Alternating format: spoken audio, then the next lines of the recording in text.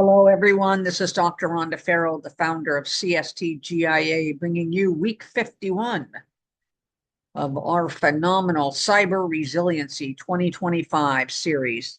Today, we are talking about closing strong, reimagining boldly cyber leadership at the threshold of 2026. As we reach the closing days of 2025, this is not a moment for symbolic reflection. It is a moment for systemic alignment. The cyber challenges ahead will not be solved by technology alone. They will be solved or exacerbated by how well leaders align policy, people, processes, and platforms toward a shared purpose. Throughout CSTGIA 2025, one truth has become unmistakable. Cybersecurity is no longer a technical function. It ultimately is an enterprise leadership responsibility. And so in closing 2025 strong, we need to think about where alignment must happen. Strong leaders do not simply end a year. They complete it with intent, and that requires closing the gaps across all four dimensions. In the policy realm, many organizations entered 2025 with policies written for a different threat landscape. Closing strong means asking which cyber and AI policies were written but never operationalized. Where does policy lag behind technology adoption? And which rules exist to reduce risk and which now create it through rigidity? Unexamined policy becomes institutional drag. Closing 2025 strong in this realm means ensuring policy enables judgment, not paralysis. In the people realm, cyber resilience lives or dies within this people realm. Who carried the disproportionate cognitive and operational loads this year on your team? Where might the team or the organization have relied on heroics instead of harnessing the people's capacities to the fullest? And which skills were demanded but perhaps never developed? Closing the year 2025 strong in this realm means recognizing people as the system, not the buffer. In the process realm, processes reveal what leaders truly value.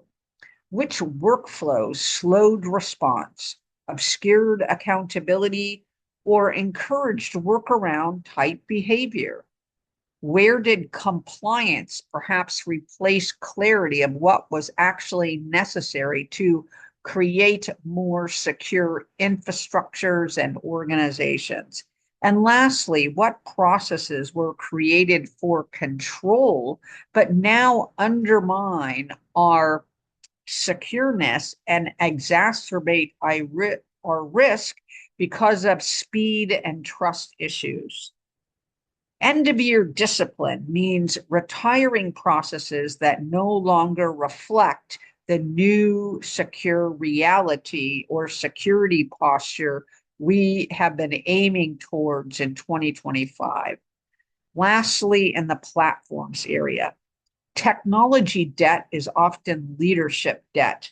Which platforms are integrated in name only? Where does data exist but not insight? What tools were deployed without governance, training, or outcome ownership? Closing strong in this area means stabilizing platforms and not chasing novelty.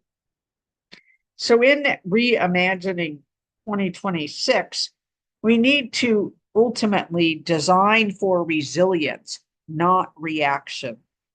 We need to reimagine the future,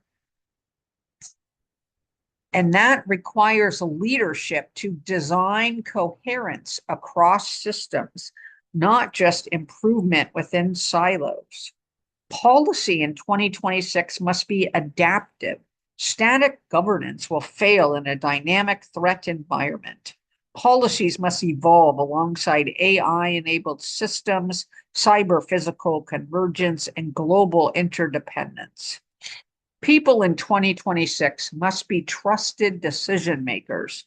Automation should be able to handle repetition. Humans must be empowered to exercise judgment, ethics, and foresight. That requires intentional development, not just last-minute training. Processes in 2026 must enable speed with accountability.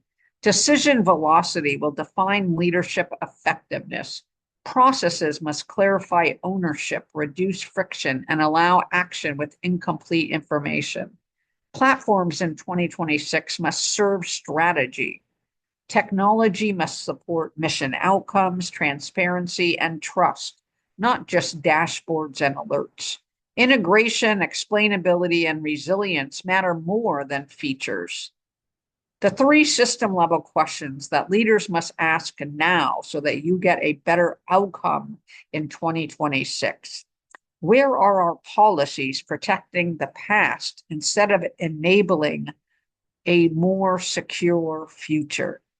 Which people are we expecting to compensate for broken cyber or security systems? And lastly, what processes and platforms would we design differently if trust were our primary performance metric? So the leadership imperative for 2026 is not about managing risks. It's about engineering confidence in systems, institutions, and outcomes.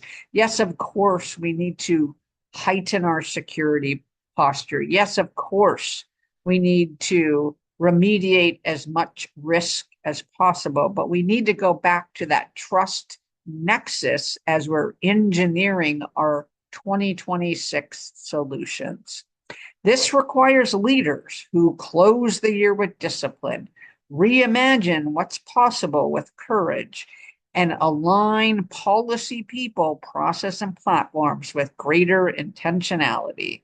Because resilience is not built during crisis. It is built by leaders who choose alignment over comfort far before the crisis arrives.